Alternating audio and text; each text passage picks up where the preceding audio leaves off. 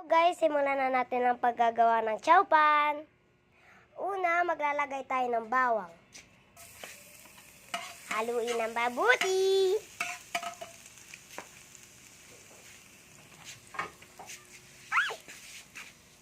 Next naman natin ilagay ang giniling. Haluin muna niya. Hanggang mag-golden brown. Yes.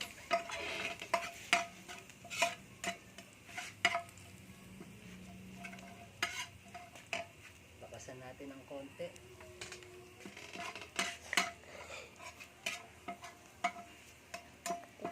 So ayan, pagka malapit na siyang mag-golden brown, pwede na nating ilagay ang ating Giniling. giniling.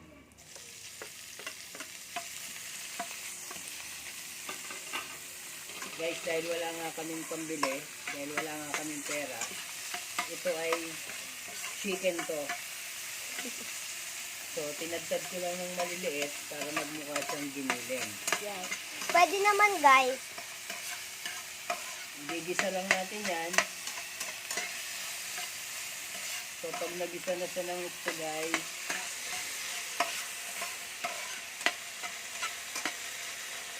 Ako naman.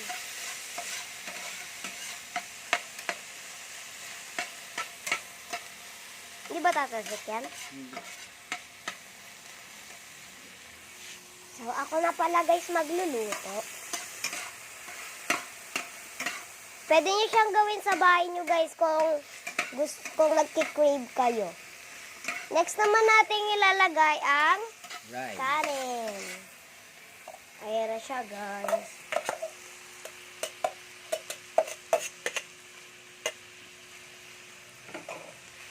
So, ganyan lang siya kasimple.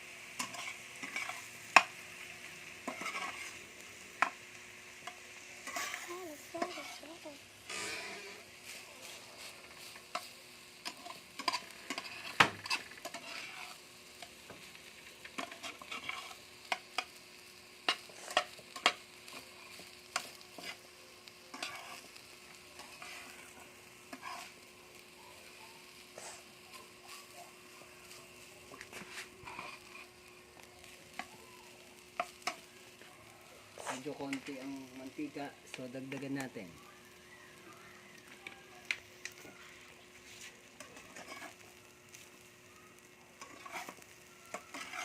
Ayan na siya guys. Wow. May itlog pa yan guys. Ayun o. Ayan o. Inuna na namin yung itlog. Diba dada? Lalagyan natin siya ng oyster sauce. Give me that.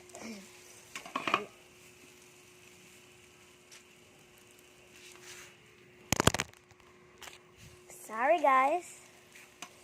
Ayan na.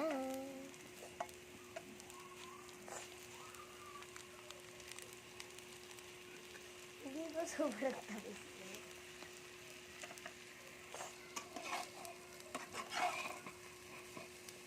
Guys, alam nyo ba, nausog ko yung kawali ng konti, tapos binaba ko yung cellphone dun, tapos inayos ko ulit kasi nga, naka one hand lang ako.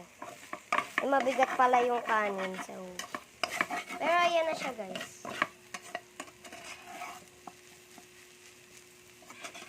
Paabutin nyo tong video na to hanggang dulo.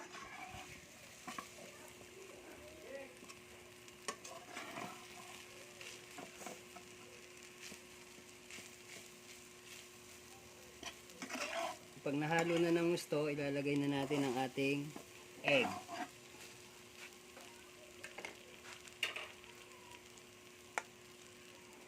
So, ganyan lang siya kasimple guys. Yes. So, wala na kaming ilalagay na ibang toppings dito. Ito na lang kasi nga wala kaming pambili. Kaya, ito lang. Okay na to. Solved na ang lunch namin dito.